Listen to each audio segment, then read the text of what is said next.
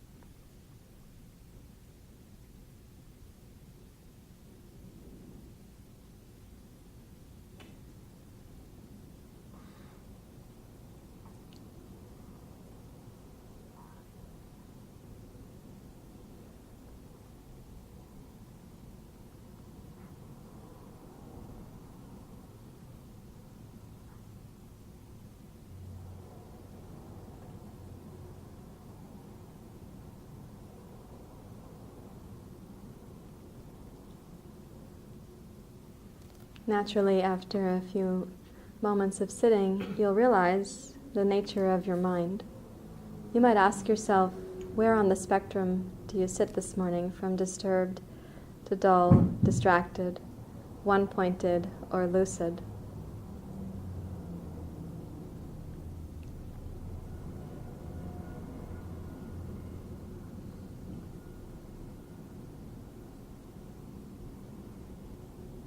You might also ask yourself, based on last night's Dharma talk, and where you are on that spectrum, how deeply colored is it? How saturated is the habit of disturbed or dull, distracted?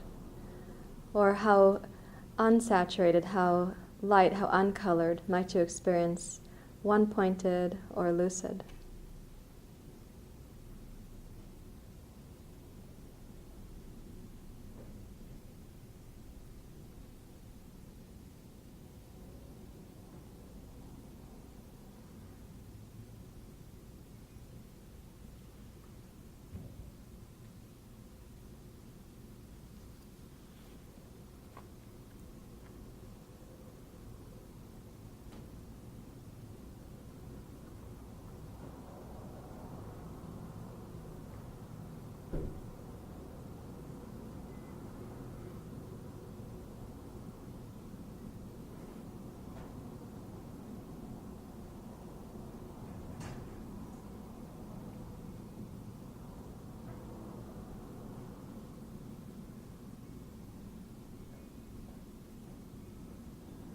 As you reflect on those questions, I do encourage you not to reflect with a sense of judgment, evaluation, or even a narrative, a story you tell yourself about it, but really for the purpose of seeing, of witnessing.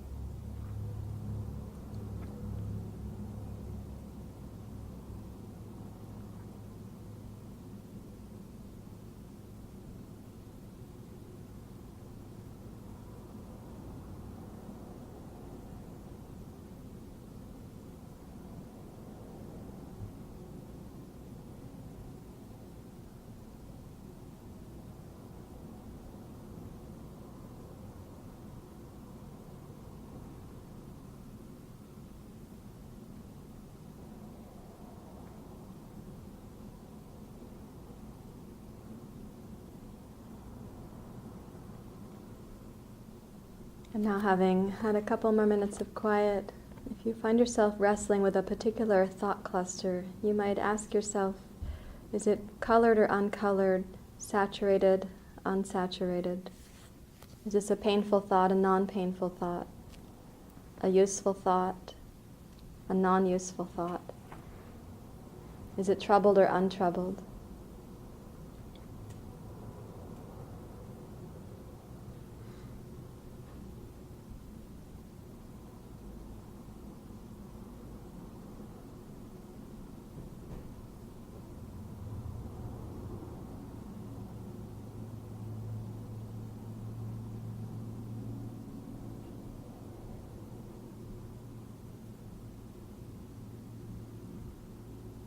And if you discover that any of your thought clusters are troubled or painful or not useful, you might ask yourself then, and how attached am I to this particular mental pattern?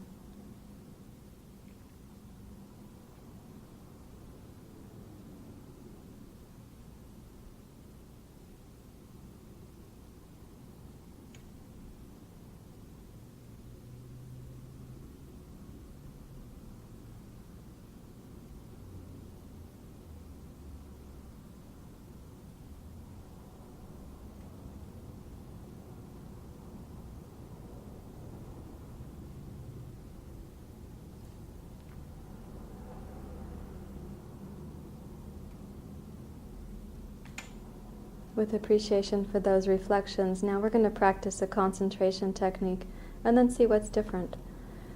So invite your thinking mind to become more connected to the direct sensation of where you make contact with the ground. So that might include your yoga mat, the blanket, the chair, the Swiss ball, the block, whatever you're sitting on. Bring your attention really directly to those sensations.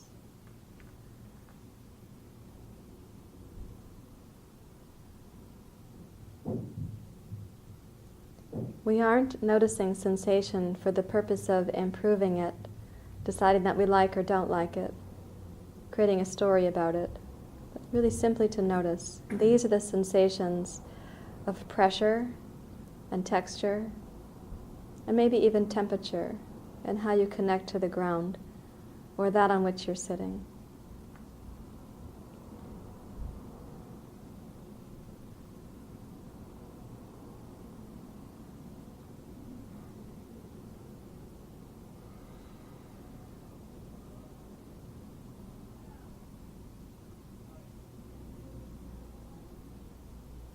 Now, as you notice those sensations, remind yourself that sensation comes in, and your brain has to quickly interpret if it's a threat or a non-threat.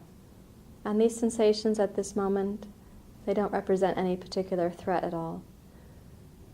So we're noticing the direct sensory experience to quiet the mind and the brain, and to appreciate this present moment.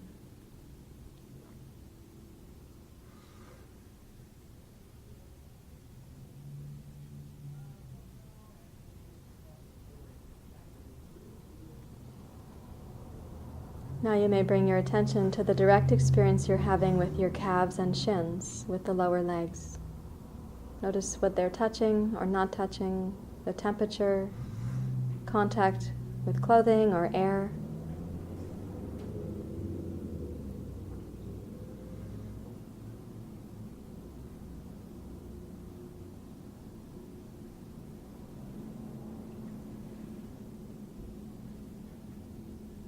Notice yourself noticing.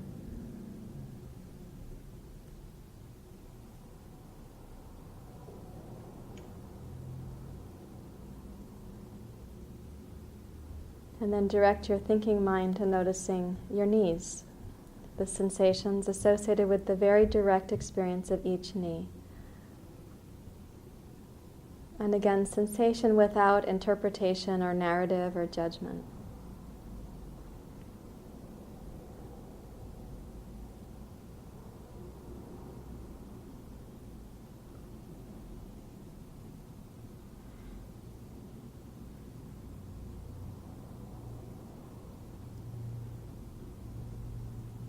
Notice yourself noticing.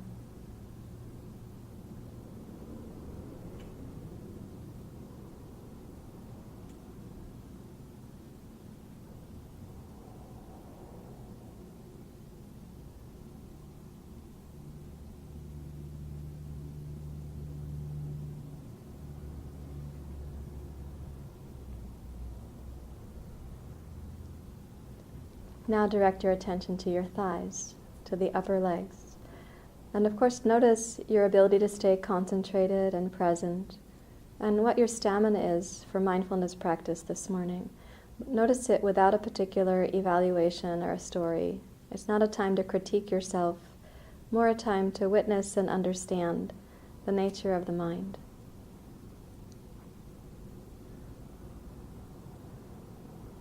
So notice the thighs, what they make contact with, the experience of clothing, or air, or sensation against the blanket or the ball. And maybe how one body part is touching another.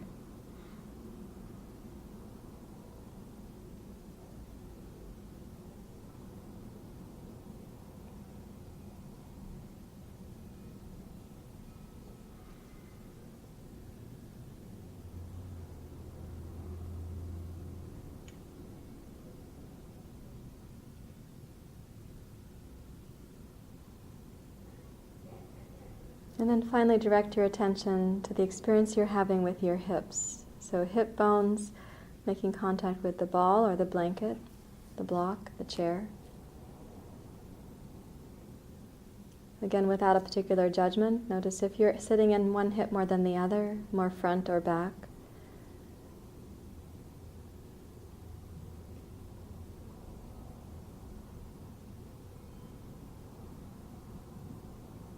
Become aware of your experience in your hips and your pelvis with your breathing.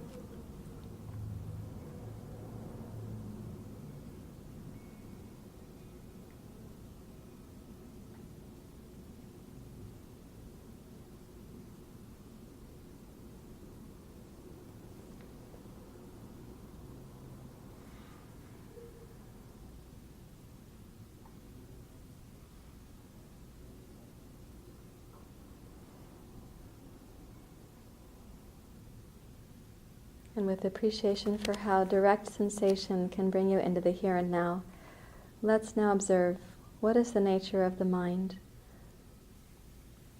Having practiced concentration, where do you find yourself between disturbed or dull, distracted, one-pointed, or lucid?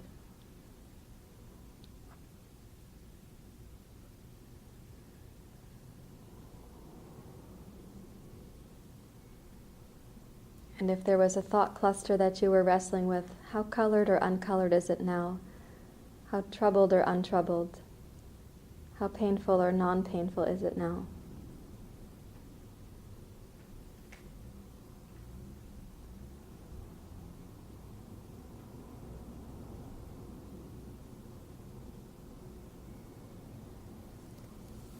And join your hands together in Anjali Mudra with appreciation for the chance to practice.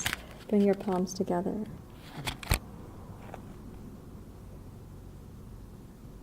And then you may bow your head to your heart.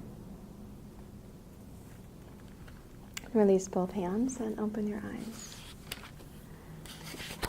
That was about 12 minutes of mindfulness practice, including observing the nature of the mind and so on.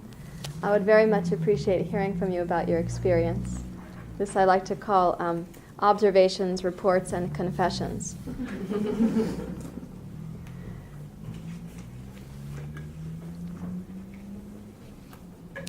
It's easier if you say them out loud, by the way. So for me in the beginning, after having the conversation about soccer, that kind of got filtered in like, okay, so this is like my husband's first weekend with all like taking care of the 3 kids. I mean, he's done it in hour here, shifts, but all day, so he gets to experience what I'm experiencing, right? So he's like, what do I do? Can you leave, a post-it note of like what the schedule is? I'm like, you'll figure it out. So that kind of felt that was kind of, I was wavering and distracted, and one pointed back and forth with kind of that agenda going through my head. But then when you brought us into the second half of the focus from the feet upward, all of that filtered away. So, yeah. So that probably reflects the practice time you've already had in practicing mindfulness, as well as your ability to get focused and surrender, which is the definition of Abhyasa and Vairagya. So you're committed to the mindfulness moment to moment, which also means you have to surrender that discussion for the period of time in which we're practicing. When you came back out of formal practice to notice your mind state, did it get to hover between one-pointed and lucid then? A little bit, yeah. Yeah, thank you. Yeah. Somebody else?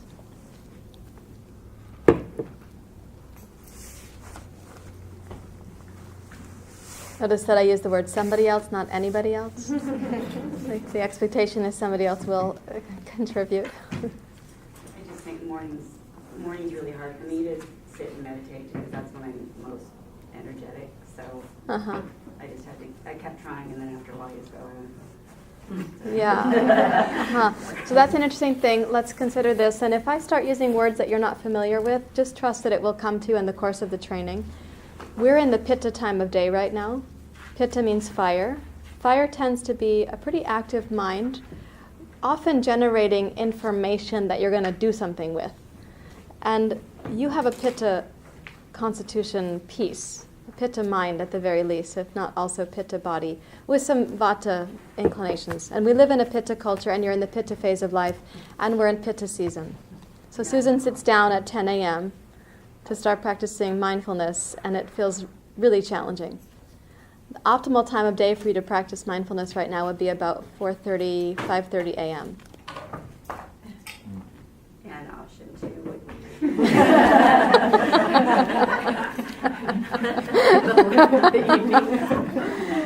Option number 2 for you actually would be in the Kapha evening period. okay. Yeah, to improve your sleep and to lessen the likelihood that the evening cycle of Pitta is going to be disturbed. Where evening cycle of Pitta is 10 p.m. to 2 a.m., more or less, we ought to be having deep sleep and metabolizing the events of the day inwardly, not gestating on them with thought. So Kapha evening is like 8 o'clock? Kapha evening time is, right now, it's about 7:30 or 8 until about 10:30. We have a shorter Kapha cycle right now because we have a bigger Pitta and then Vata in the summer.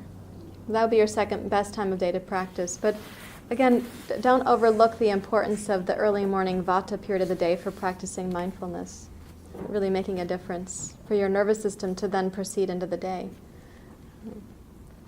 Is there one more person who might say how that mindfulness practice was? I love the when I first went into it and you used the words colored, uncolored, troubled, untroubled, attached, unattached. It reminded me of Game of Thrones. I don't know if anybody watches that. When Arya was with her dancing master and he said, if you're with your troubles, and I kept thinking, well, if you're with your troubles, that's when you get, when you could get zapped, So I kept hearing her dancing master, the trouble word. And the second time you did it, I noticed that I disconnected from, I was having that thought cluster. I love thought cluster, that's great. And I had this thought cluster, and then when you said something like, how attached, what's the attachment to the cluster? And I thought, that's interesting, to start to get into that a little bit. Why are we attached to these random thought clusters that are just like, when you really think about it, it's like, doesn't feel like that big a deal, but it can be huge. Yeah. And actually, I think I asked the question, and I'll clarify because Jay's here.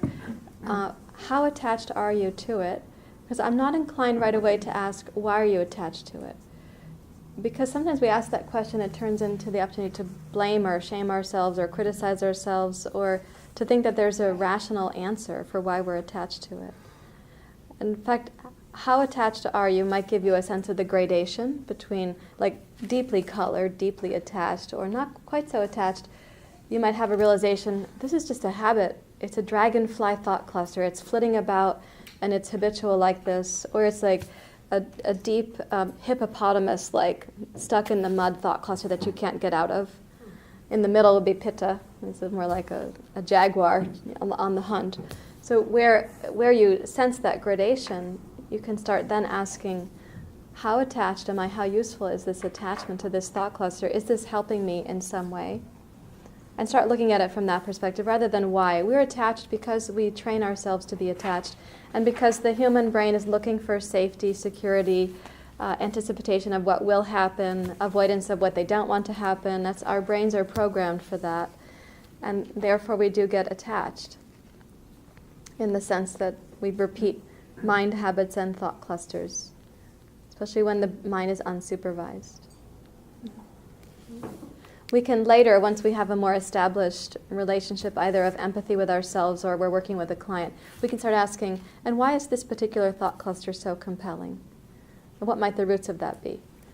But if I ask it too soon and I'm asking a dysregulated mind, brain, or body, I'm not likely to get a really helpful trajectory for that question.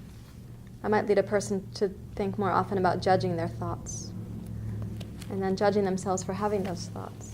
You're right. Mm-hmm. And then it just goes around and around. You want to comment on that? Well, that's actually a big part of the work that I do, implicitly and explicitly, that staying away from the why. So if you think about the why, what's going to come of it? You know why, then what? There's some sort of magic in knowing why. We have that idea. If we ask a question of an insect, why it does what it does, so we explore how it comes about doing that, and we learn something about it. And that's useful, but that's just straightforward. When you start doing those questions with the human mind, it starts branching out really quickly in all kinds of different territory that effectively precludes any useful answer from it. So I very rarely will use the word why until, like she mentioned there, far later into the work where the why doesn't mean, okay, I'm going to go off into this immediate I don't know. Usually why, by the way, is meant by IDK, I don't know. IDK is the abbreviation you use when you're writing out your notes when you're doing a Rorschach game plot test. You have little abbreviations for everything. But People are also texting that now. it's also, oh yeah, imagine so, yeah. Uh-huh. So if you ask somebody why, in my experience, 3/4 of the time, the first answer you're going to get is, I don't know. Mm-hmm. And if you chase that, you'll get another version of I don't know. And so, as I say, if I don't know has a way of becoming true if you use it enough. Mm-hmm. So I stay away from the whys completely. But I have 3 other questions that I use with my clients. What is this? Where did it come from? Or what do I know about it? And then what do I want to do with it? Those 3 questions get it something useful, whereas the why doesn't. And since I do a lot of emotion-focused work, the what, well, rarely do people ever ask any of those questions about their emotions. We just have them, and that's what they are, and the reaction is whatever it is that we learn to do, and we don't even stop to question that. So it's just as quick as Gesundheit when somebody says sneeze. You don't even bother to stop and think about it. So even asking any of those questions of your emotions is a trick for many people. But the third one is unfathomable to many people. What do I want to do with emotion? What do you mean want? Emotion is an emotion. You do what the emotion tells you to do. And we've even romanticized the notion that the emotions control us. They have their way with us one way or the other. We're a victim to them. We're overcome by them. We're overwhelmed by them. I often even say, what other connotation is the word falling favorable? Falling in love. Right? It's a very strange thing. If you think about the phrases that are associated with emotions, they're almost always a victim relationship in some way, fashion. Mm-hmm. So to ask the question of why bypasses virtually all of that for most people, because their brain goes, boop. It's like a thought bubble just goes, question mark. Mm-hmm. Or like a little asterisk, like in Calvin Hobbes. Mm-hmm. But to change your relationship to these phenomena is the goal of my work. It's not that we're going to get rid of them, but to change your relationship to them such that you can ask, what do I want to do with this? I get to choose what I'm going to do with this. And if I don't choose, what the heck am I doing anyway? So I could go on weeks that's with that very one. helpful. You understand, as we were saying. Yeah. And so the question that we're also asking when we say, well, and how attached am I? The second question, and that is, in what aspect am I willing to surrender? How much am I willing to soften to my experience? Sometimes that means the common phrase, and in CBT, I don't know if they say, but in DBT, the phrase radical acceptance. Like, this is what's occurring. How attached am I to it? I'm resisting it. I wish it wasn't happening. I'm experiencing aversion, grasping, desire, and that's going to escalate the attachment. Or how much do I radically accept this is what's occurring, and thereby surrender the course of events that normally unfolds when I'm too attached. So one of my teachers is Eknath Eswaran, and I like to tell the story of the elephant and the parade when I'm going to describe Abhyasa and Vairagya. And Abhyasa and Vairagya together are considered two wings of a bird that help it to fly. I think you have to take metaphor as metaphor, because if you had one wing that was all about absolute committed focused effort and one that was about surrender, this bird would fly in circles. Well, let's just understand that the metaphor is the metaphor, that these two things cooperate, they coexist. That when you're absolutely committed to the process, let's say, of yoga or awakening, or you're committed to understanding the human condition, maybe your commitment is to compassion or empathy or service, selfless service, that absolute commitment has to be paired with, is already automatically paired with surrender, with letting go. Yoga takes that further to say non-attachment to the outcome of the efforts. Let's talk about that in the second part of this discussion. So my teacher, Eknath Eswaran, he says in one of his books, he has a story about the elephant in the parade, and how the untrained elephant, when it goes in the parade, is taking its trunk out to the parade goers who are observing the parade, and it's picking up things like small children, bananas, hats, whatever seems to be interesting to the trunk of the elephant, and its head. And you can imagine the size of the head of the elephant. If you haven't been near an elephant in person, you can come with us to India. You get to touch an elephant or even give it a bath. But the elephant's head is huge, the ears are big, the trunk is picking up whatever it wants, and is really causing mayhem. That's an untrained, unsupervised elephant. That's the nature of the human mind. That's what Eknath likes to say. There we are. And yet if you give the elephant a baton to hold on to, like this, in the trunk, the elephant walks through the parade without disturbing the parade goers. It holds the baton and it goes. That's a trained elephant, a supervised elephant. So that elephant is absolutely committed to the baton and has surrendered picking up bananas and small children. No, not cognitively, but that's the art of training the mind, so that it's in the parade, it's in the purposeful step-by-step stepping stones, as it were, of the Yoga Sutras, and not so distractible. It's surrendered, it's habituated, trunk seeking. So one way to think of the combination of Abhyasa and Vairagya is, if I'm going to make this commitment to yoga or awakening or compassion or to selfless service, what do I have to surrender to do that? And how willing am I? How willing am I to practice that surrender? Here's a few examples of what I see as significant commitments in our current culture. People who are really committed to their TV watching. What are they surrendering while they're watching TV? Can you walk in the forest at the same time as watching TV? No. No. So they're with the TV, and one thing they're surrendering is time spent in nature. Or when we get stuck on Facebook, what are we surrendering while we're attached to Facebook? Sleep, yeah. Maybe time spent with actual humans rather than electronic versions of humans. Peace of mind often gets surrendered for people when they're on Facebook. It's very apparently very agitating. I don't spend this kind of time on Facebook, but people who do and who come to see me talking about addictive or compulsive Facebook marathons, I feel it's not helping their peace of mind. And yet it's hard to separate themselves from the Facebook, which I just used as a noun, I think. Is that how you say it? From the Facebook? I don't know. From Facebook. I'll just name it like this. What about when somebody's going for a hike? What are they surrendering when they're hiking?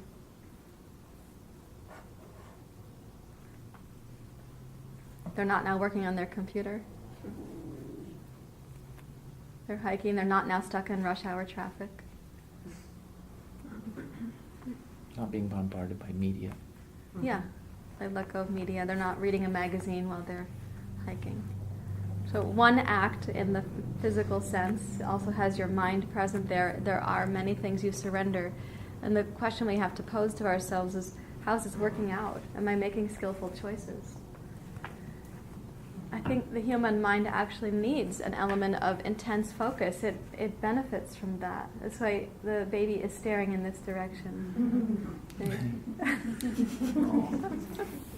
And sometimes, what is your child's name? Jackson. Jackson, does he sometimes just get fixated on something and the eyes don't move that much? Oh, yes. Yes. Yeah. He's 4 months old. Yeah. Yeah.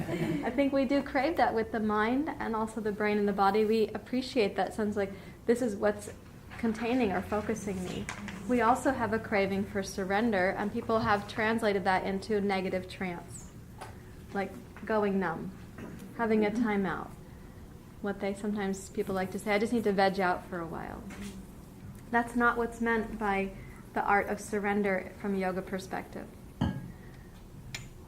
I understand the need for trance, but I'd like to frame it as positive trance rather than negative trance. Like, how are you going to trance your mind to meet that need for surrender, for the ease that seems to come with surrender?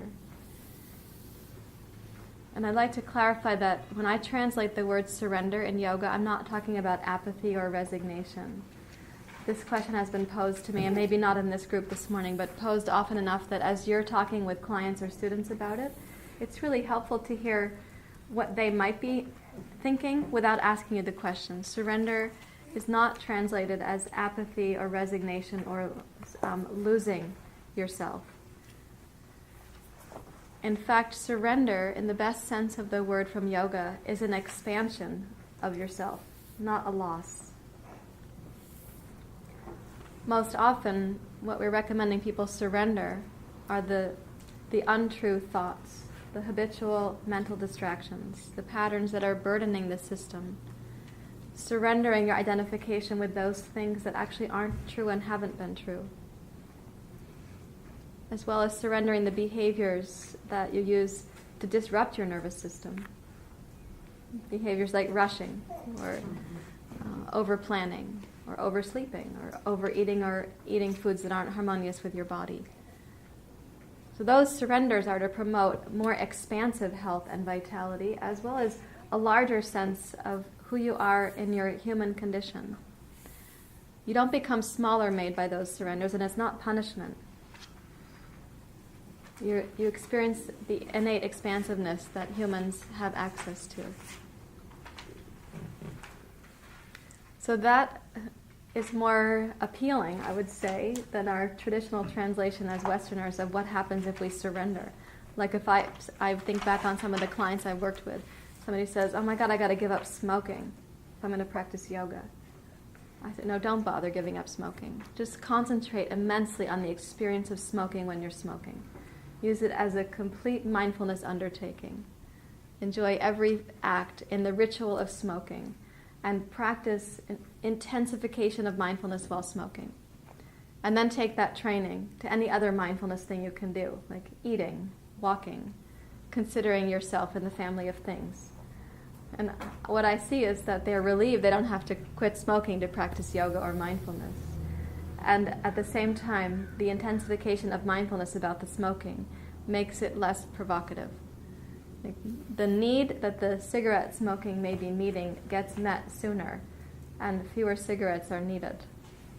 And then they may fall away. What do you think about that possibility?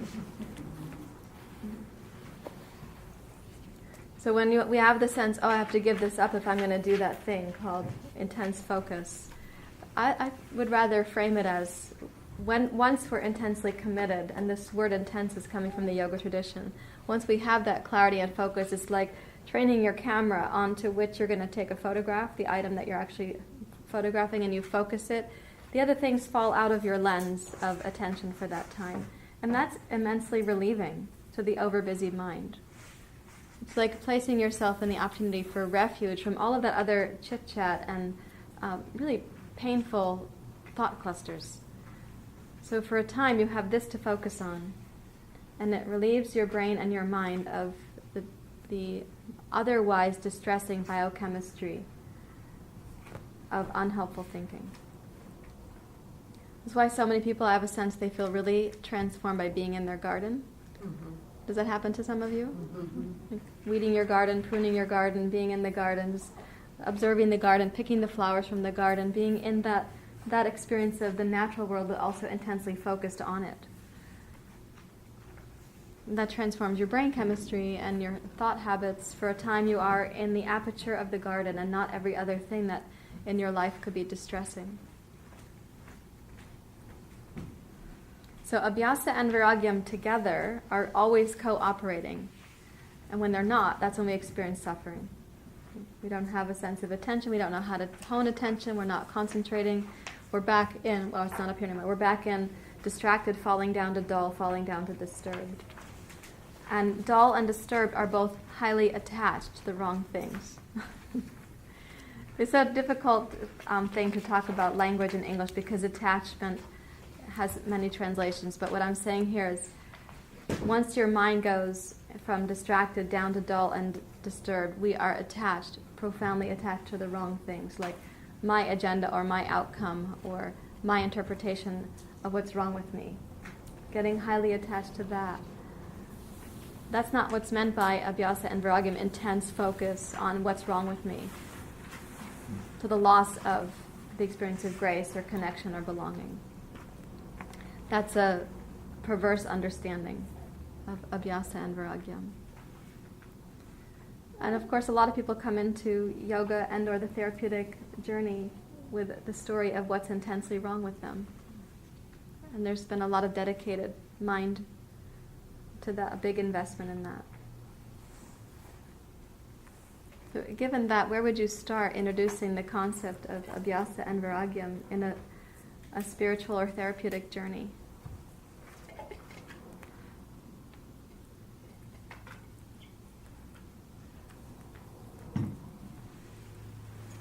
Any ideas?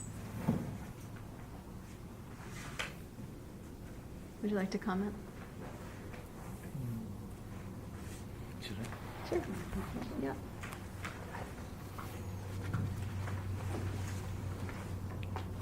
Well, I don't generally think of it specifically in the Sanskrit terms. But, I begin with the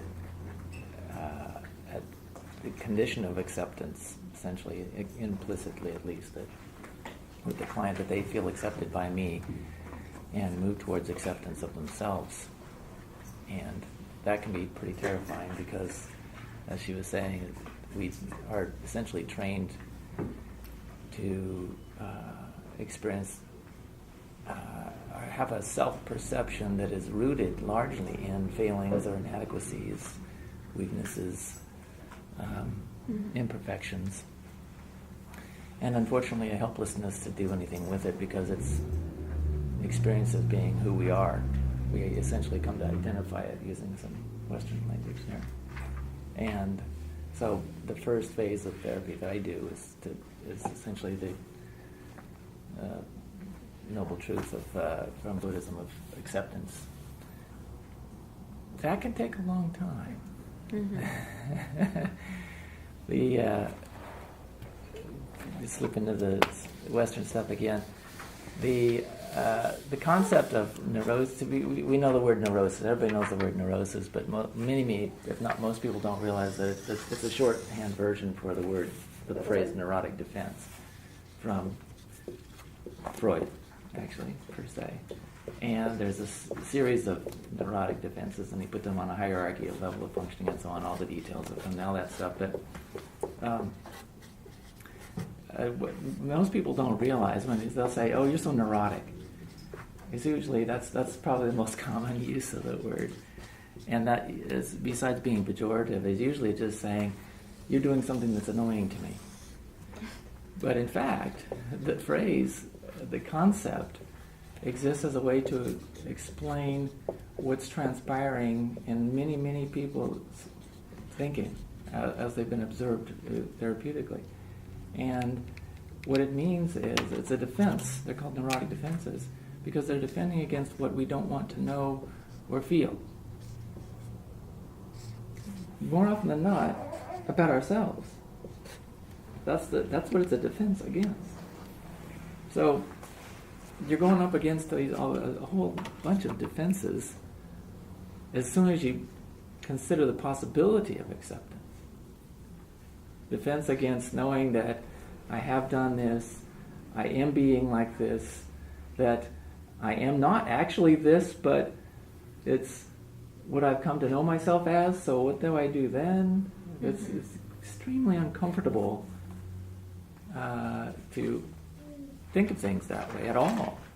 In fact, another psychoanalytic term that I like a lot is they say that they were trying to explain why people will invest so deeply in their defenses against this kind of knowing of themselves. So strong and even severe forms of defense that some people would actually die rather than have insight, awareness, acceptance of what they are and how they've been, and that they can change.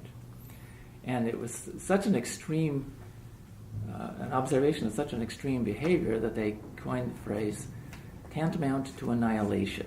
Mm-hmm. That the psyche experiences even the prospect of exploring that material as tantamount to annihilation. Mm-hmm. In which case you can hardly resent or fault somebody for wanting to defend against that. Mm-hmm. And so you're not going head up against those defenses, but you're working towards the acceptance that these things are transpiring and they're not a curse. You're not doomed.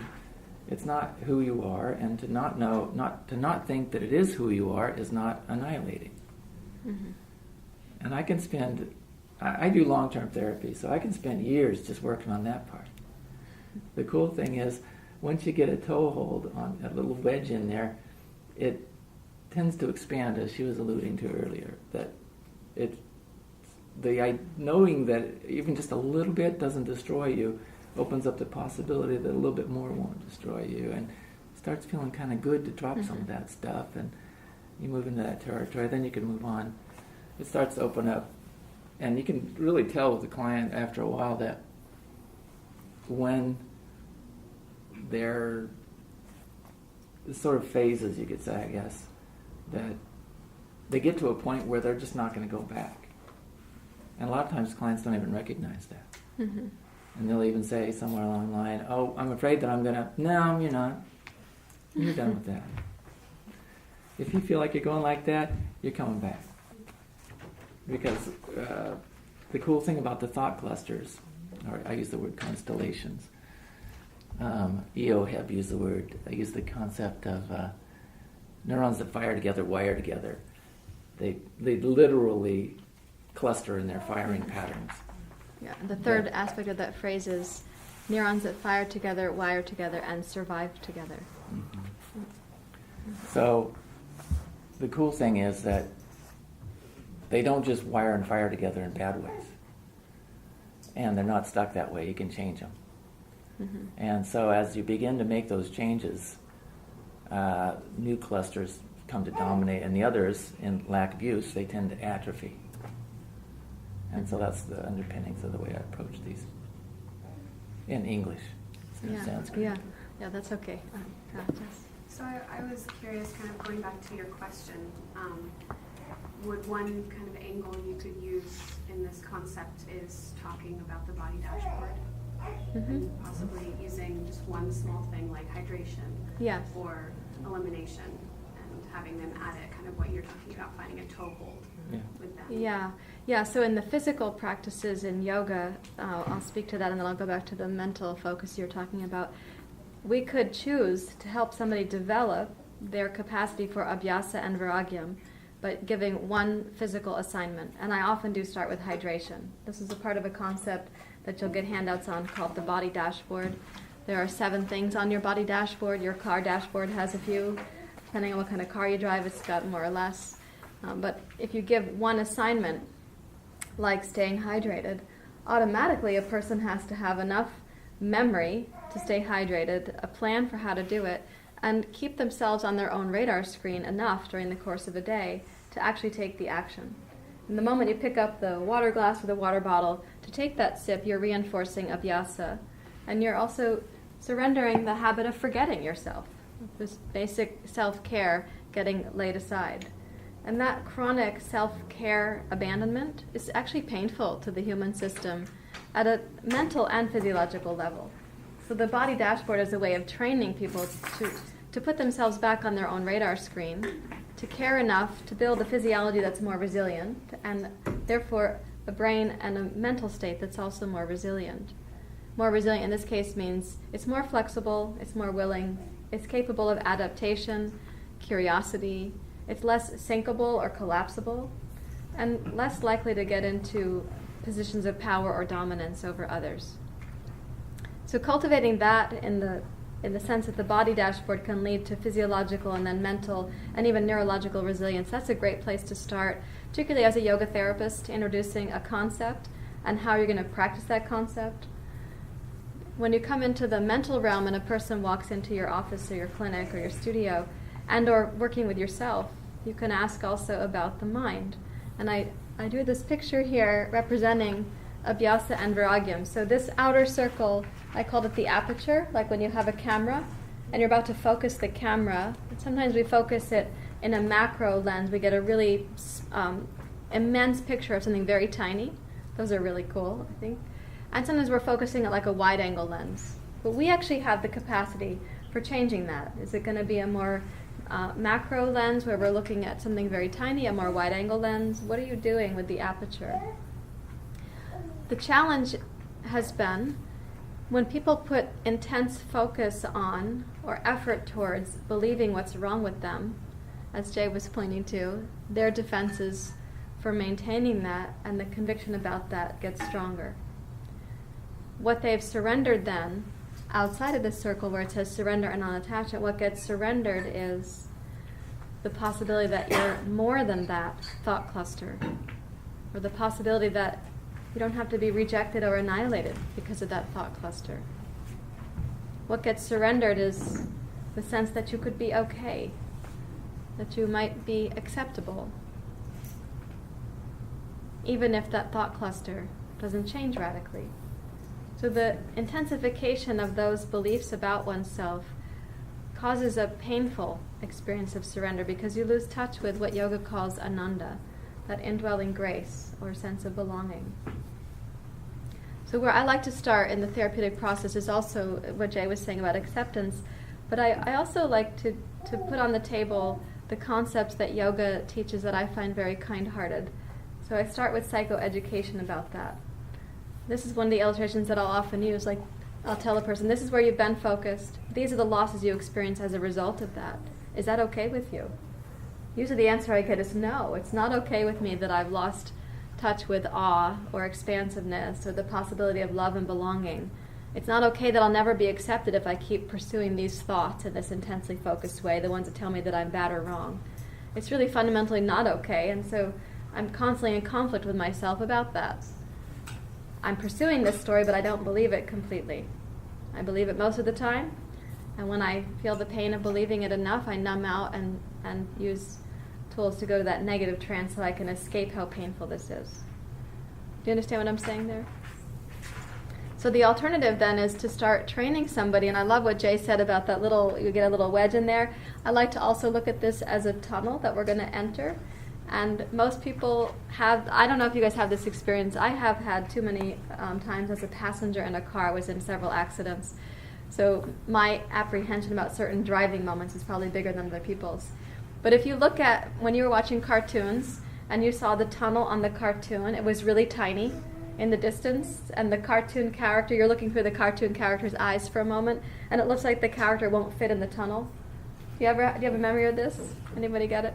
So if you're actually then driving on the road towards a tunnel, and I think of the 405 tunnel often, where traffic's going to be merging, for a moment your system is doing countless actions. Your brain is highly innervated to figure this out, that you're going to get through that tunnel okay. But if you slowed it down and asked, you would actually feel the apprehension that's coming upon you. Traffic will be merging and entering something that looks too small from a distance. Of course, when you get to the tunnel, it's obviously big enough for the car. And you know by memory that your car is going to fit in that tunnel with the other 3 lanes of cars. But that bit of apprehension right there is like the apprehension to change your relationship to thought and mental habit and to undertake the spiritual journey, or the psychotherapeutic journey, or the journey of awakening. So right there, that little apprehension. Then we go into the tunnel, and that's where we're practicing Abhyasa and Vairagya. Inside the tunnel, we can't see the forest, we can't see the sky, we don't see the river, we don't see the immense, lovely city of Portland, we just see the tunnel. And on the other side, your awareness actually does this process of re-expanding and feels more spacious, and you don't mind the other cars as much because now there's more room if somebody else were to swerve and be in a difficult situation. So if you watch, your hands start to hold the wheel differently, your eyes dilate differently, your nervous system is going through some machinations to get you through the tunnel. Then it relaxes on the other side. Like this, once you start practicing Abhyasa and Vairagya and really working with your inner material, you are for a time in this tunnel.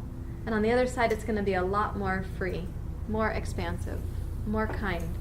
There's more options. But the tunnel is a part of the process, the intense, focused effort. And I like to think of it as a way to practice mindfulness and say, we're going to narrow your aperture down towards this. And for a time, we surrender the difficulties of the human condition and cultivate that loveliness that we're capable of. Once we have that skill, we can use this process to dive into anger or resentment or fear, love, the poignancy of compassion, self-compassion, other compassion. We can use this process to go through like the tunnel experience of any of those emotions, but do it with skill and thoughtfulness. As a person holding the space for that journey for your students or your clients, you have to have done this yourself several times. So you're not going to knock them against the side of the tunnel. Does this analogy work for you guys okay? You understand? Sarah, Joy, what's Yes. the word under the last, what's on the bottom part of that? Effort towards. Okay. So Abhyasa and Vairagya means, on the one hand, intense focus and effort towards the goal of yoga. And then on the other hand, non-attachment, surrender. And I love to quote David White at this moment. I hope I'm quoting him with loyalty here, with accuracy, when he says, he's encouraging us not to think or plan. He says, don't think or plan because what you can think or plan might be too small for you to live. Yeah. In other words, like that non-attachment or surrender is the concept there isn't that it's all going to fall apart, you don't get to enjoy the outcome, or you don't get to help sort of steward the outcome. The surrender is what you think the outcome might be is probably smaller than it will be. But the path of yoga isn't just going to steady your life. It's going to expand your capacity to love. And most people are coming in saying, I just want to feel more stable. I just want to get things under control right now. I just want to understand myself a little better and manage my relationships better. But yoga is actually going to be, it's like this much more expansive experience of ananda. And so therefore, non-attachment means don't plan it to be too small on the other side. It's going to radically transform your life in ways you can't imagine right now. You want to comment on that? I feel a thought bubble over your head, and it's more than an asterisk.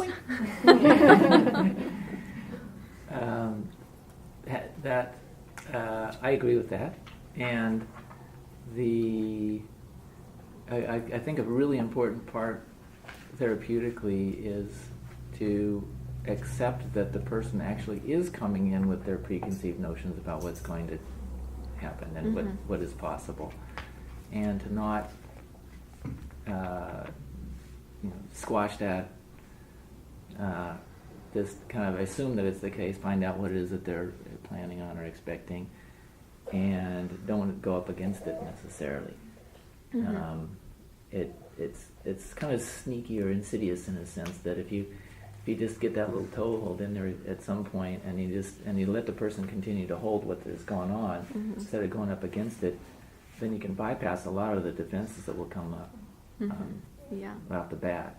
So it's not a matter of, I don't think that she implied that was the case, but it occurred to me that it's not, you don't want to re-educate them in the first meeting that we're here for the wrong reason. Right, thank you for clarifying. I certainly didn't intend that. Yes. Well, I just wanted to say, in fact, I'm probably just saying what you just said, but that is such a rich acceptance. That what I've found is that when people come in and say, this is all I want to do, and I say, okay, that they suddenly see that they could ask for more, right? Yeah. So and we are, and my style is to meet a person with what they come in asking for, while also using the lens of yoga to say, let's not forget that what's most indwelling, and this is, I've been writing a lot of articles for blogs and so on because I've got invitations as a result of writing a book, and I get to say what might be unique about the lens through which a yoga therapist is looking. And one of those things is how we see the essential nature of the human being that is different than how we might be seeing through the lens of another system of thought. And that is, most indwelling is this thing called ananda. And if I see that consistent enough with my student or my client, and I want to give them a taste that that's the lens I'm looking through, I want to do it in a culturally competent, language accessible manner. So I'm not overwhelming the system. But I also like to say, I'm going to help you meet your needs. Even if it comes in as symptom abatement, let's say for self-harm, symptom abatement is really great and very empowering.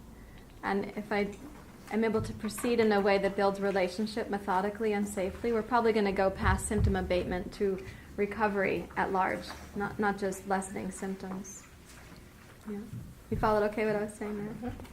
Yeah. And I would just say, with our sense of kind of isolation in our culture, just having that support of someone saying, yes, I'm going to help you. It's like, oh, wow. Wow, I'm going to have help with this? That's the thing I've been, struggling with or whatever, and just knowing someone's walking the path with you, it just allows that even more, the surrender to happen. Yeah, yes. Yeah, we live in such a culture that's opposed to our fundamental interdependence. We actually can't escape it. As I've said this before, and I'll say many times again, we have social brains.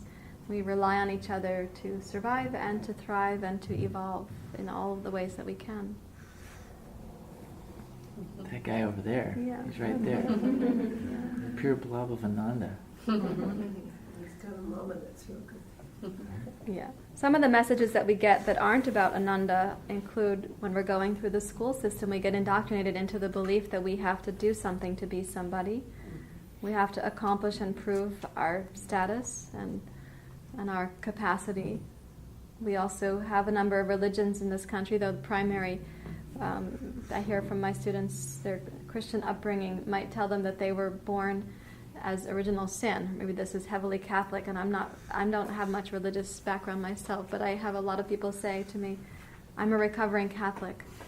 And I do hope we can recover from that Puritan work ethic, indoctrinated school ethic, and the sense that you have to sort of live with the chronic feeling that something's wrong with you and we're just going to get by until we die. That would be a very unfortunate way to live your human capacity. Yes? I was just thinking when you asked a long time ago, where would you start to introduce these concepts in your practice?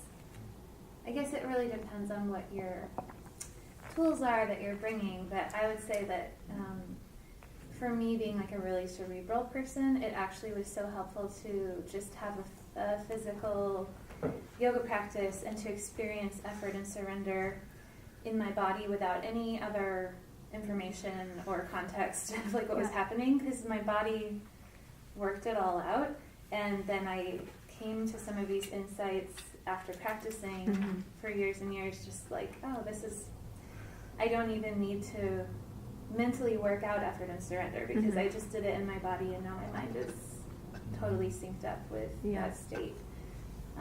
Which I know you're going to talk about the role of asana, so I guess that's will relate to that. But I think for somebody like me, it's helpful just to dissolve what you called last night the false dichotomy of the mind and body, and just remember it's in my body. It's what's in here is in here too. So and that's when. So where do we start in the practice? We can start with understanding this process ourselves. So let's say as a practitioner, my intense focus on surrender, I have to be able to dance with the student or the client. So if what I'm getting is moving left, I'm going to move left with them, which means I'm surrendering moving right. But what I'm getting is I have to tell my narrative a little bit more. I'm trying to follow the narrative with them and stay close enough in relationship that I might be able to bring us back to the purpose of what we can do together. I'm not going to pull them back roughly. So that kind of dance, I'm surrendering for a time, staying committed, and then hopefully we get to come back. We also can do psychoeducation. We can give deliberate practices within the session where we practice mindfulness and demonstrate the narrowing of the aperture and the potential freeing of the mind. And then there's the really potent experience of asana and pranayama, that is physical practice and breathing practice, which I say very potent here because they have a direct impact on your biochemical, physiological experience of your brain and therefore your mind. And they each require intense Abhyasa and Vairagya to do it. Even to do downward dog pose. We might take it for granted ourselves because we've done countless downward dog poses, but to do it you have to oppose gravity. And you have to be willing to take that action, put it into place, and the act of doing it, your body is working out which muscles will act, which ones will let go. So that metaphor is really evident in the body right there. And you can start to see in somebody's body narrative where muscles are holding on and other ones have let go. So that we might call that weakness and tightness. And we're going to start navigating those things together. And there are common body narratives. Like you can call those body postures that tell stories, like a collapsed chest. Tight muscles here at the pec minor or pec major. Shortened neck muscles from a forward head position with a computer. Shortened psoas muscles tell a body narrative. Hip flexor tightness tells a body narrative. Intense tightness in the calves also tells a body narrative. Weakness in some other muscles tells you more about the story of the person. So we're looking in that way, not just to practice asana, but to choose the yoga poses that help to address the body narrative. If I have weakened upper back muscles and tightened front chest muscles, I'm going to have to make some intense effort to change that pattern. And along with that, I'll be asking some muscles to surrender their holding pattern and other ones to get stronger. So right there you're navigating in the physical structure of the body. Likewise with breathing, I think it's very provocative and we should not underestimate the experience of effort and surrender with breathing. So just as a general helicopter view, what I've seen most often, people don't naturally, as they're living their life now, under today's current stress, they're not naturally lengthening their exhale. Well, which part of the breath cycle is more about surrender? Yes. Yeah. And we have a shortened, chronic, pervasive, habitual shortening of the exhale in our culture. So you pick it up from, you'll have to notice this, right, in your family system, because you do pick it up. You absorb osmotically what the breathing patterns are around you. You organize yourself to that. So we pick it up in the family system, in the community system, in the culture system. You can see it in TV and movies. And thereby we start reinforcing the habitually shortened exhale. Which part of the breath cycle is about action? The in-breath, yeah. And so we are an action-oriented culture. We tend to overemphasize that. So you start working on somebody's breathing, you're going to be addressing a really fundamental thing about the nature of being human. And that is, you're a lot more fragile than you realize. You're much more interdependent than you realize. Your life is precious and short, and it will come to an end. Sorry to be so blunt, but most people are living in forgetfulness about that fact. So if you look at in-breath like this, inhale, pause, exhale, pause, The exhale, surrender here into pause, is that moment we call shavasana, like the corpse pose. Inhale, you come to life again. Exhale, pausing. Each breath cycle represents the life cycle. That's pretty terrifying, really, if you're going to practice pranayama and consider that. And pranayama has to be cultivated slowly and with a mature attitude about what you're doing. This weekend I'll be teaching you breathing interventions to help change someone's breathing pattern from reactive or secondary respiration back to primary respiration using the diaphragm, which is our primary breathing muscle. But for lots of us, when we go to chest breathing, we've activated the possibility of fighting or fleeing our circumstances. That can feel really empowering.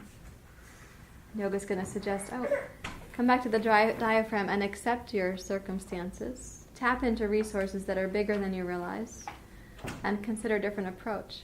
That all requires surrender. Just to consider that possibility requires surrender.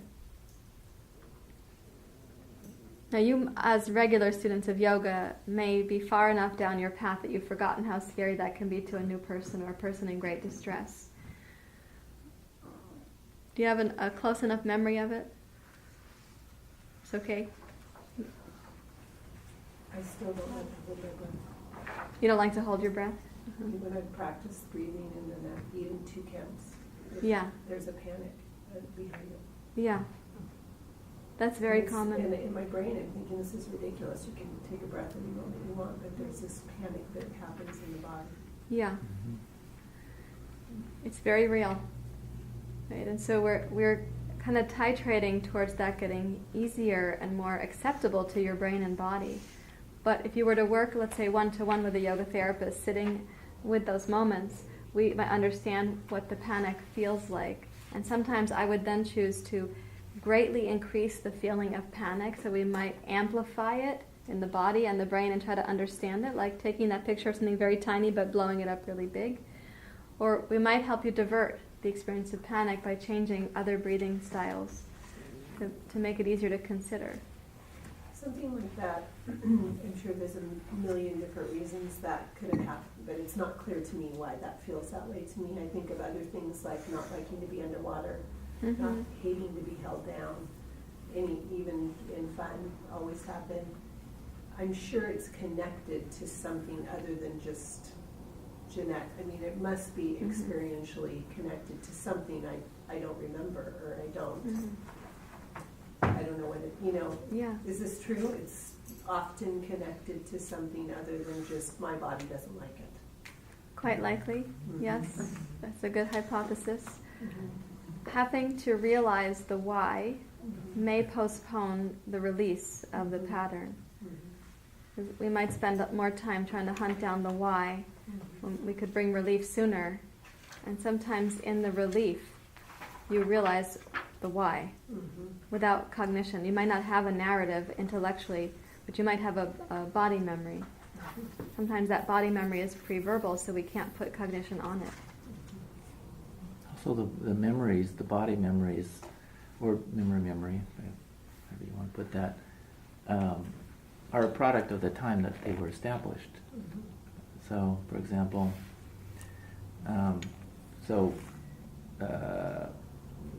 essentially what you were alluding to, at least, is a very common notion that there's some, as I put it, some sort of deep, dark cause for all these things.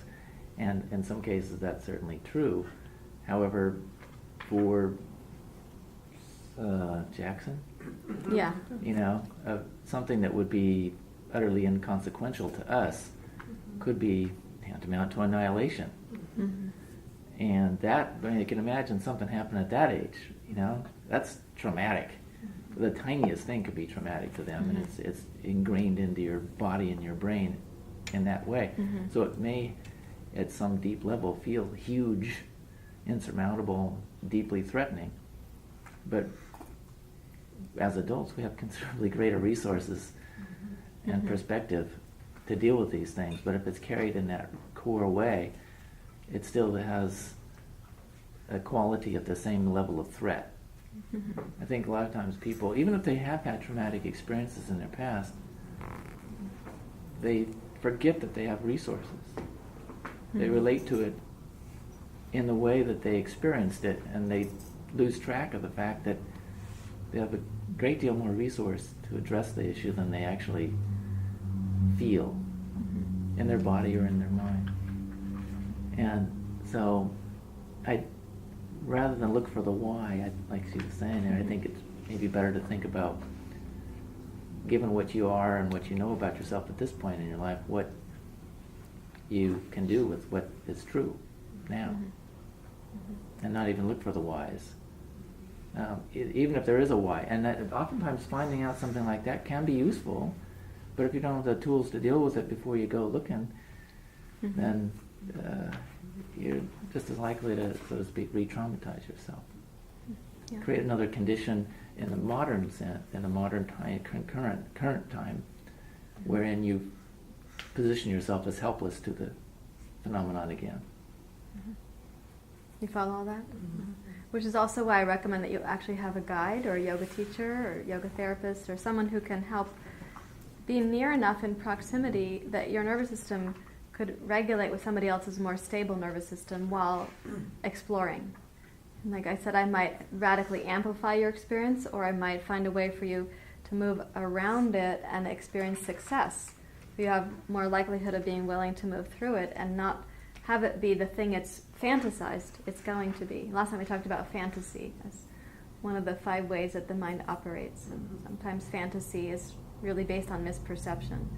And sometimes fantasy is based on nonverbal body memory, which Jay is referring to, like at Jackson's age, he doesn't have cognition yet. As wonderful as he is, he's not that special to get cognition at 4 months old. She's the grandmother, so yeah. Fortunately, he doesn't have cognition yet. Like, it's a blessing that he doesn't have cognition yet. So we'd have to be working like in a little bit of a dance. Where's the safety factor for your nervous system to be willing to explore it, so it doesn't become something that in current time, as Jay just said, is now also made uncomfortable, and you have deepened your resistance to it. Because as you know, you just said it a bit ago, having a 2-second pause for the exhale is not really a big ask of the body. You know this from your grown-up biological cognition, but your body has something else going on. It's signaling you. Yeah. Which is also a good example of that little wedging thing or the small tasks, because if you can find a way to go to, just 50% more and survive that, then you're telling your nervous system that, hey, I guess I survived that. And then you do another chunk. After a while you do that. It's kind of hard to imagine, but with regular practice that doing pranayama, I got to the point where I didn't feel the urge to breathe at all. It was just as if the air was just kind of like hanging out between me and the atmosphere, and it was just like air. There's no problem, right? There's no problem getting it. It's all around us, and it's all doing what it's supposed to do, and it's really kind of cool to not, just ironically perhaps, to not breathe. The only time I felt that, and it's for moments, I was deathly afraid to even snorkel. But I'm a fan of the water. It's just like this weird, I know I do have memory of where some of that's come from. There you go. Yeah. There's the precedent. Yeah, so I finally did. I couldn't stand anymore. I had to see what everybody was doing, and I got in, and it took everything in my power to put my face in the water. And I can breathe. There's this thing, And I got in there and started to struggle, and then was able to, and before this practice even, was able to find this little spot where I became complete awe of the bottom of the floor that I could then see, because at first you can't, and then you can. Right. And so, and I saw it, and was just like, oh my God. And I could go, I went for, I'm sure it felt like 10 minutes, I'm sure it was a minute. And then all of a sudden, like, oh my God, your face is in the water, and this whole thing happening. And then I have to go through the process again in order to stay in the water long enough without absolute panic. Yeah.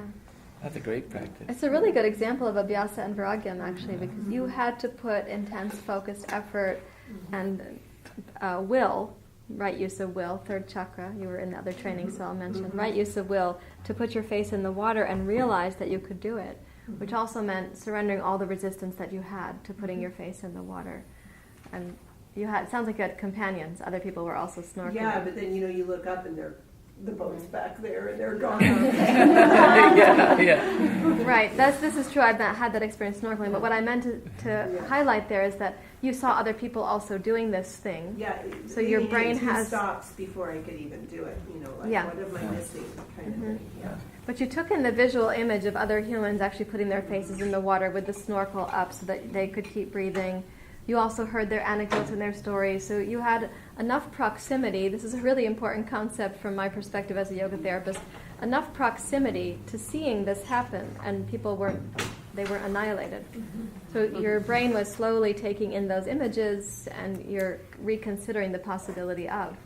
This is one reason why group practice can be so powerful, and why I do small group therapy, is that often it's just proximity that a person can tolerate. They're not taking on the homework yet. They're not really listening to my discussions.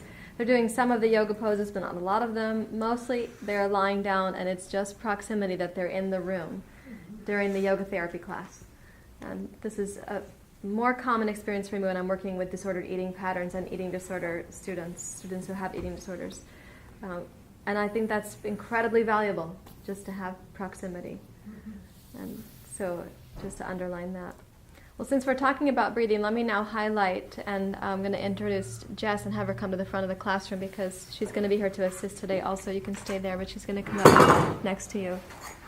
So some of the tools that we use in yoga therapy to help train the Abhyasa and Vairagya and to overcome the narrowed down perspective a human has on what's wrong with them and to reopen them to the capacity on the other side of the tunnel. Some of the tools we have are pranayama and asana.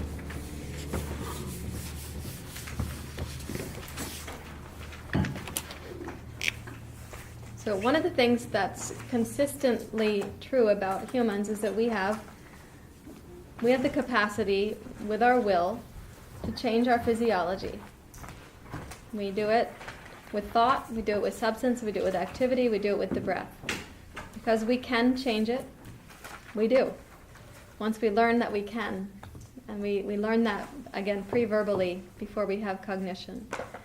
So I'm going to ask Jess for a few minutes to talk about your experience with yoga therapy and also your trained aspects on breathing with singing, what you know about that.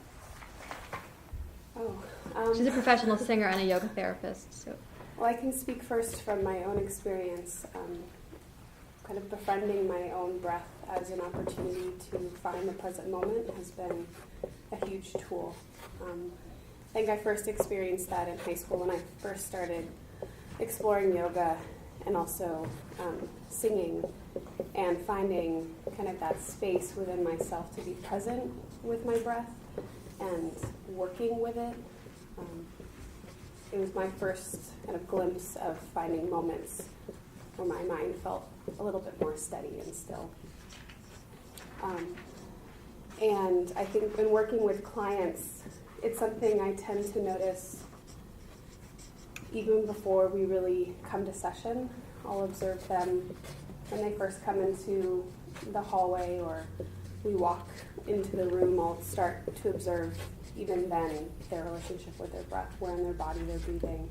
And that will continue into just the first few moments we start talking to each other, just to kind of get a sense for where in their body they're breathing, and that can give me a little bit of a sense of maybe their state of mind. And I think depending on their desires for seeing me, I'll usually at some point talk about the breath, even if they're coming in. I have one client who has chronic headaches, and we still end up talking about her breath and the different poses we do. So usually Ujjayi is pretty standard for me, depending on whatever someone's come in for. But do you have... Nope, that's helpful. That's helpful? Yeah. Okay. So she's coming from a yoga therapy and a professional singing background and understanding that the primary breathing muscle we have available to us is called the diaphragm. But as I was saying a bit ago, that this practice of effort and surrender simultaneously in the body is to change body narrative and to address breathing patterns. So what we see when somebody's system is chronically under the siege of that collapsed perspective of what's wrong with me, we see breathing patterns that reflect the brain's urge and its perceived necessity to fight or flee, to freeze or submit, also called collapse. So if you divide this here, above this line you have the sympathetic nervous system response, and below this line you have the dorsal vagal parasympathetic nervous system response. You'll get a lot more words about that as the training goes forward. But if a person is living with the chronic patterns of breathing that are fight, flight, freeze, or submit, that's become the new norm. And asking them to transform that, asking them to consider changing that, we are asking them to surrender something that feels familiar, helpful, nourishing. It actually feels like the right way to breathe. So I can speak anecdotally when I work with the officers, because they're not yoga cultured, so they don't mind interrupting and just saying whatever's true for them. They're a lot more vocal than you guys, actually. So when I was first training the officers, I had a group of 60 in one room, sitting around a conference table with a trail of candy bars around the conference table too, to keep them interested in the conference, apparently. I was a guest speaker to talk about breathing, so they had their coffee, they had their work uniforms on because they came from shift or were going to shift. The men full gear, and they were sitting around this table, arms crossed over the chest, as this short flip-flop wearing yoga teacher came in to talk to them about breathing. And as I was describing the diaphragm as how we breathe and giving them the science of breathing and so on, I could observe them, like Jess says, when somebody walks in the lobby, you start observing from the first moment you meet somebody. I could observe them listening to me like this.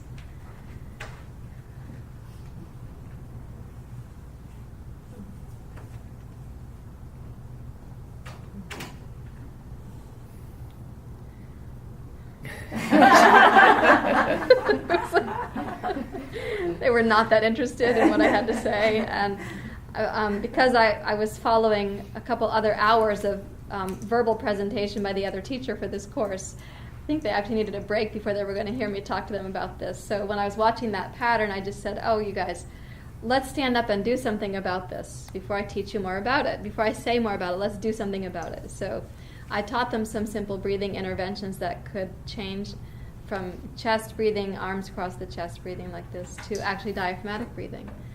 And there I got them to start talking to me, because they said, this doesn't feel natural at all. This isn't right. I mean, if this is natural, why am I doing it the other way? If this is how I'm supposed to be breathing, why does my body not do this even when I'm sleeping? Why am I all day long not experiencing that if you're telling me this is the most natural way to breathe? And the answer is, because we can culture ourselves away from what's most natural in our breathing. And I said earlier, you see it in your family system osmotically, you get it in your community system osmotically, you get it in your culture osmotically. Their culture is one of intense vigilance and hypervigilance. So what they see, they become an officer, they walk into a prison, they have the adults in custody, their breathing patterns, they have the supervisor's breathing patterns, they have the 10, 20, 30-year officer's breathing patterns, and you're a new officer, you walk into that soup and you start adjusting your breathing pattern to the environment. And that becomes the new natural thing to do. Well, unfortunately, that kind of breathing pattern can trigger the brain to stay in chronic fight-flight biochemistry or chronic freeze-submit/collapse biochemistry. And any existing underlying trauma that might have seemed innocent is now getting stimulated all day long inside their own system. Whether there's a cognitive memory of that trauma or not, the body has its narrative, and the breathing pattern is now stimulating it moment to moment, day in and day out. We start to see the chronic health patterns that result from that. So in teaching the change of breath, let's really consider it takes some concentrated effort to make this difference. It requires more surrender than effort, but it requires the effort to surrender. This is like a Zen koan. Requires more surrender than effort, because it is the natural, intelligent instinct of the human body to breathe from the diaphragm. But it will require the effort of surrender.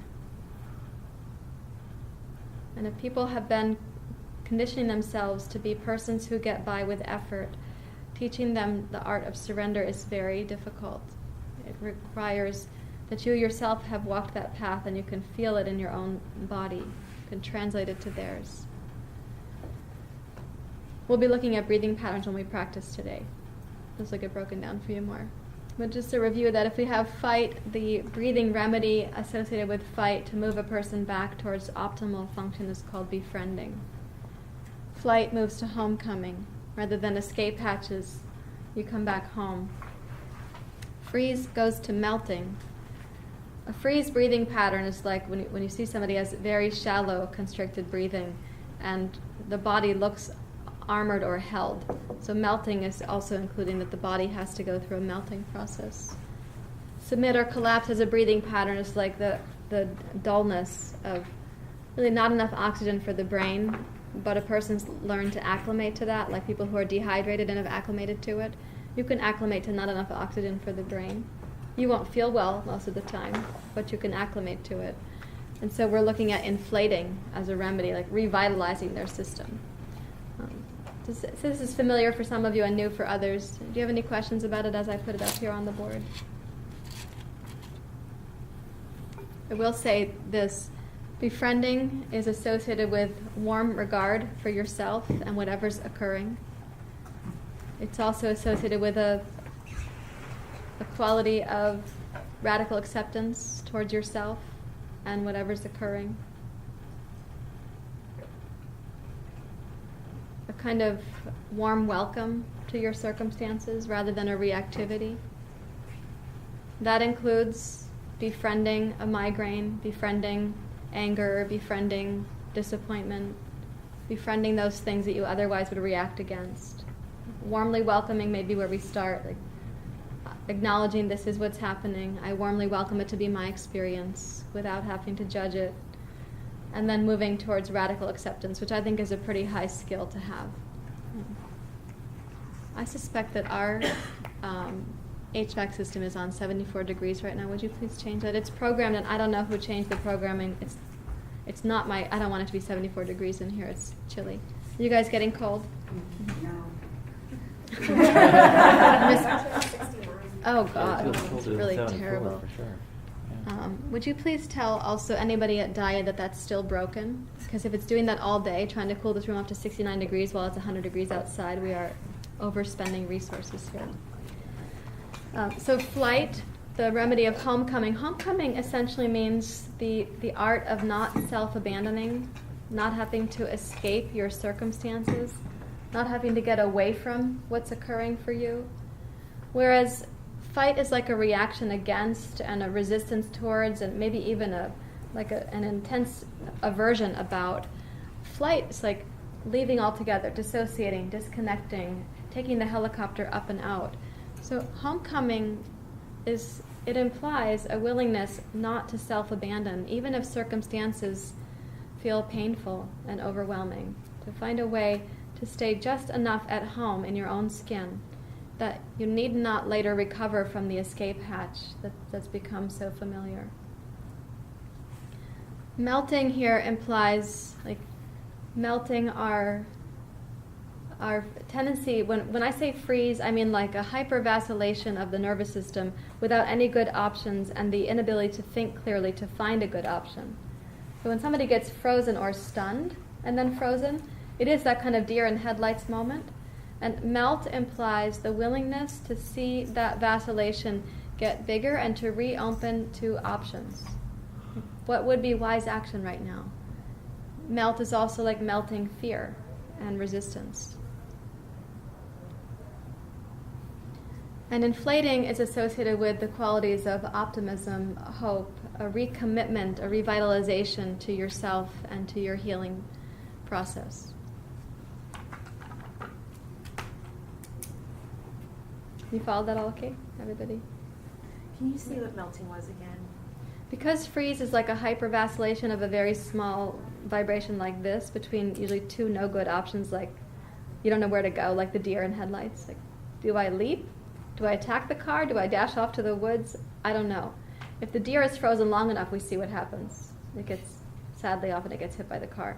So melt is like first the willingness for that vacillation to get wider, like seaweed in the ocean being moved. So it's a willingness to be more flexible, more adaptive, melting our fear and resistance to the whatever it was that stunned us.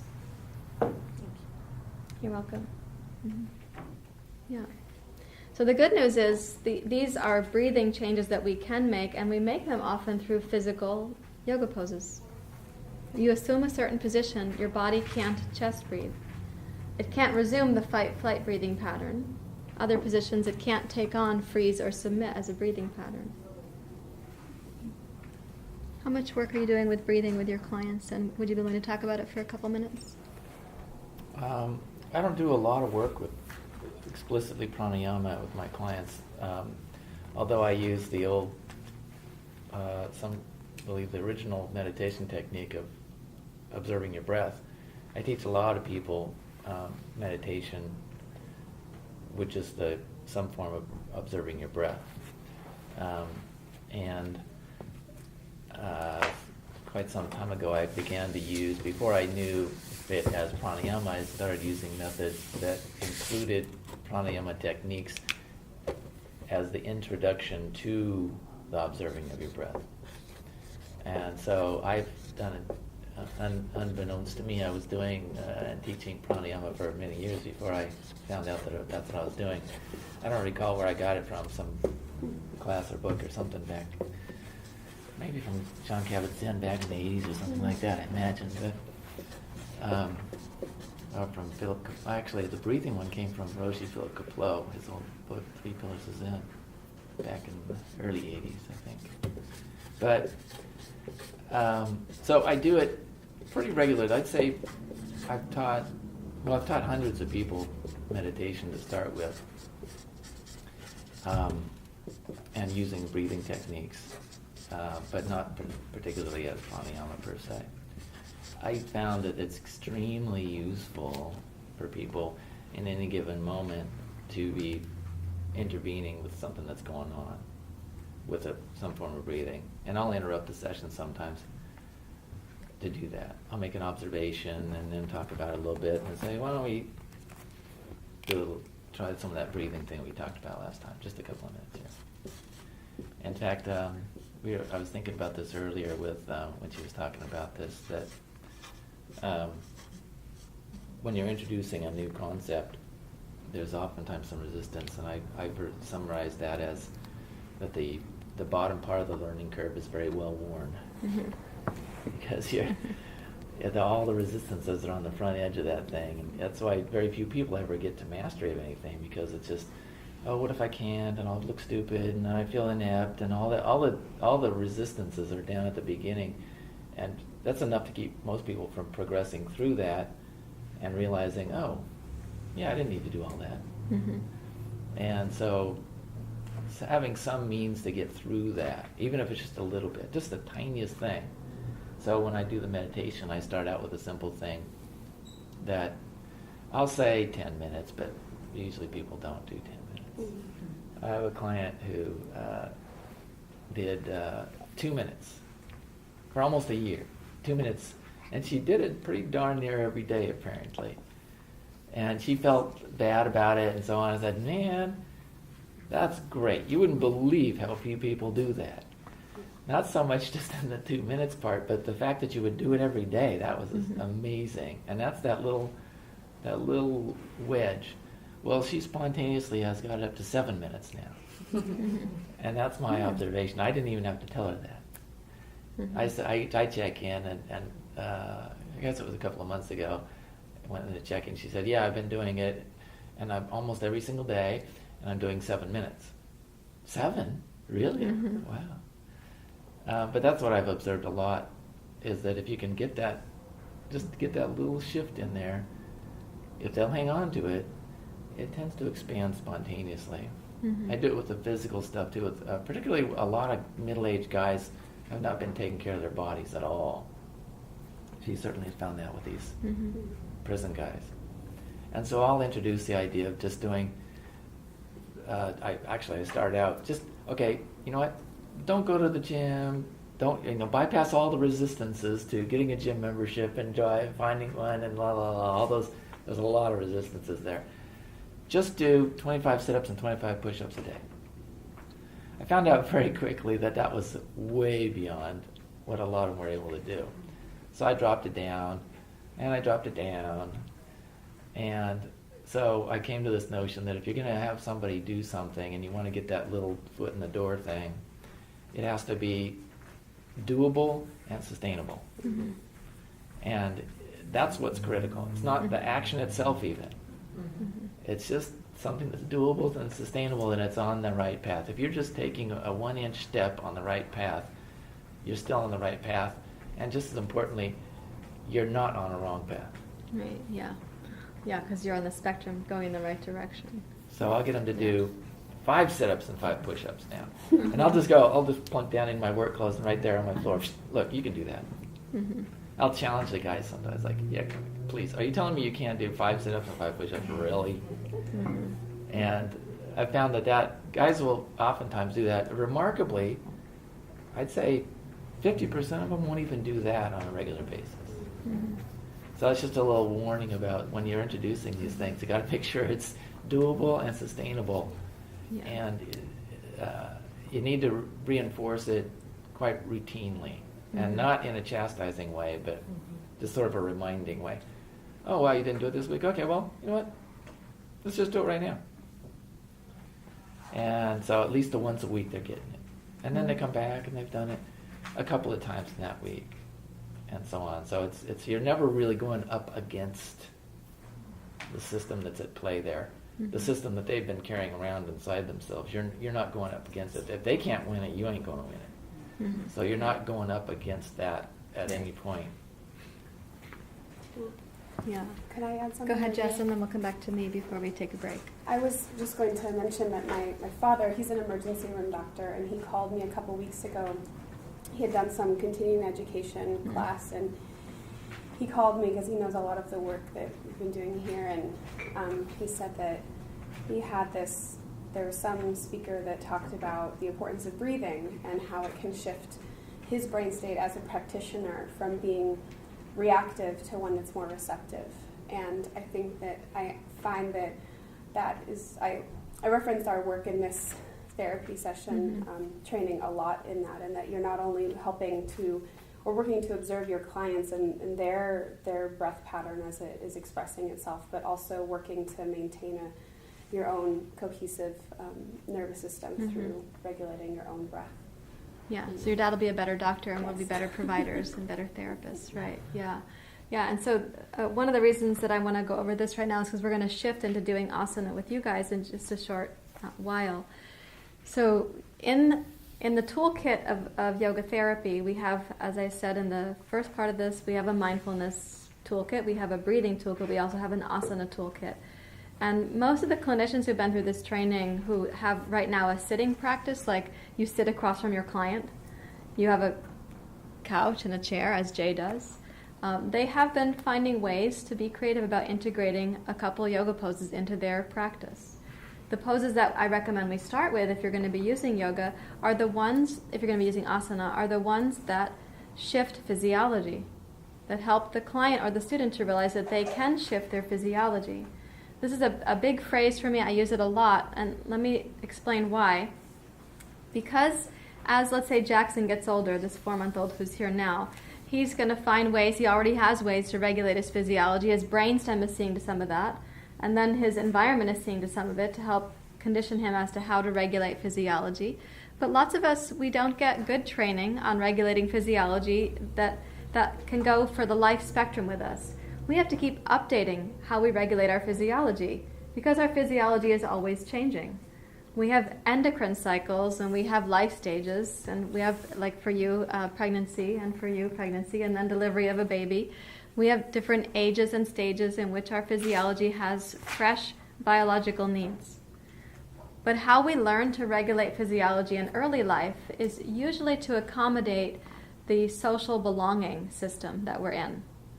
So people might learn to regulate their physiology in a way that's not attuned to them. It's attuned to the environment that says, I'm not going to get kicked out of the tribe.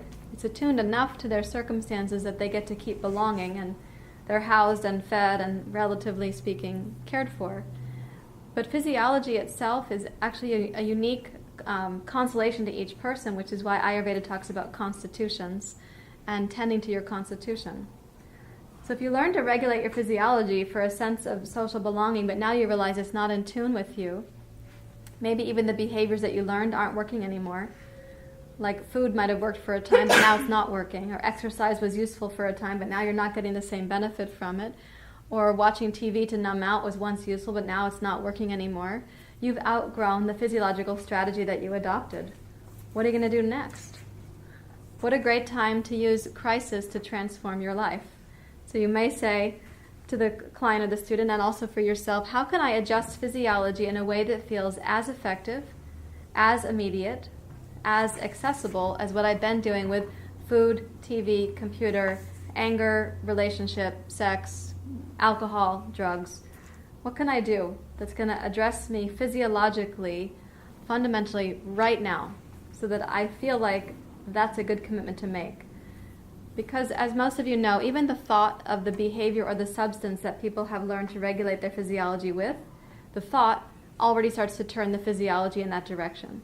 Thought of cupcake later feels good in the moment if you know you're going to get that cupcake. Or thought of the drink you'll have at the end of the workday is already telling your physiology relief is coming. What if the thought, yoga pose, or positional pranayama, we might say, or breathing, what if the thought about breathing came up first and also had the capacity to regulate physiology with fewer side effects? And it can be tuned into and adjusted for all the life stages that we go through. Your physiology needs to tend to you and you to it in an intimate way. Do you understand what I'm saying there? It's all clear? There's always a reciprocity between those things. So like when your body gets too cold, it regulates you. It tells you. The fingers get a little chilly. It's sending more warmth towards the organs to keep you alive. And it tells you to go get a sweater. When you get too warm, your body starts perspiring. And if that's not enough to lower your temperature and keep your brain from getting too hot, it tells you to turn on the AC or to go outdoors for fresh air. You're always getting the symptoms from your physiology as to what your needs are. Sadly, most of us learn to override those. So yoga is going to reorganize our relationship to adjusting physiology. And it's very empowering. What a great thing that a kid can figure out that TV numbs them out just enough, or that food feels like good company, or that playing on the swing set and playing different games feels like freedom. What an empowering thing to experience. We all want the agency to be able to adjust our physiology now towards health and vitality, not towards further compromise or contraction or more suffering. So that's one way we use asana. Asana is amazing for giving the human organism a chance to glimpse its true nature. Because what occurs in the practice of stretching the muscles and breathing into the system, you actually are resolving held body narratives. You're like cleaning the windshield on your car. You're going to see more clearly as a result. And asana nudges your breathing towards new and optimal breathing patterns that are going to become more ongoing. You can reset a person back to diaphragmatic breathing. They don't have to be a chronic chest breather for the rest of their life. I just taught this breathing practice to the officers on Thursday morning, and two of them who could form words after the breathing practice. The others were like, no words are coming. But two of them said, I'll tell you both. One said, of the two, wow, that's like a total stress dump for me. It's all gone. We did 2 minutes of this breathing practice. Wow, it's a total stress dump for me. And the other one said, I am so relaxed I don't recognize myself. Just 2 minutes of breathing. Right. So we adjust breathing back towards optimal experience of breathing. Then we want to cultivate that to be more ongoing, so that what we're working with is a better physiological state. And asana can also help us to up and down regulate, which is essentially similar to shifting physiology, but just to know that sometimes you're going to have to up-regulate a system, sometimes you'll be down-regulating a system.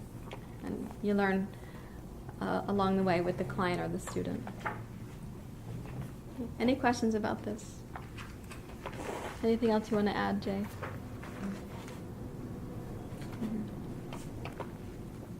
Anything at all? Karen? So, with Abhyasa and Vairagya, I kept thinking about the Sutra 246, you know, the balance between sthira and sukham. Yeah. So it felt very related. Mm-hmm. That sutra, it says stiram sukham asanam. It means that yoga pose, asanam, means to take your seat. That the seat you sit in for meditation should be steady and comfortable. So it's related, but I would say that the seat, the physical seat being steady and comfortable means that it's not going to be a distraction. And it's not so rigid that you feel tense doing it. So that the seat, the house in which you're sitting, the home, in other words, can then practice Abhyasa and Vairagya. And we're not consumed by the mental distraction of an uncomfortable seat, or a too rigid seat, or a too tense seat. So it's not hypervigilance, it's not hypovigilance. Does that make sense? Yeah.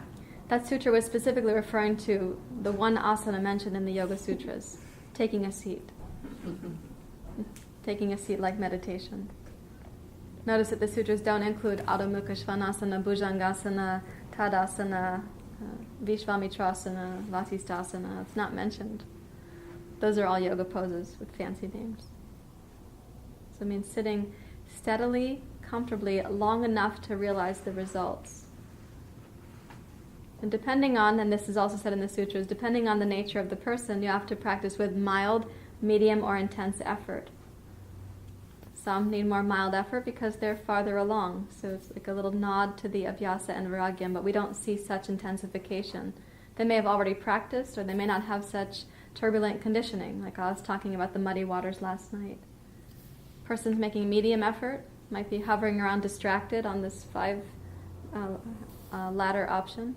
So they medium effort to stay focused on the practice. Intense effort is more likely required when you have disturbed and dull mind states. What to do to remedy that?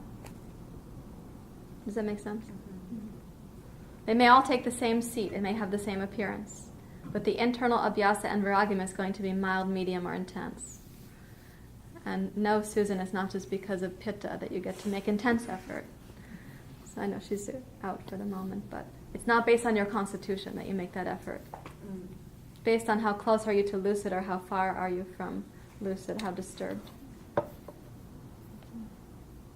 Intense does not mean the absence of love or kindness, just to be clear. Okay, so we'll take a few minutes break for the bathroom. We're going to be coming back for an asana practice, so if you're able to withstand snacking between now and then, I would recommend that. And lunch is at 1 o'clock, so you'll have blood sugar coming.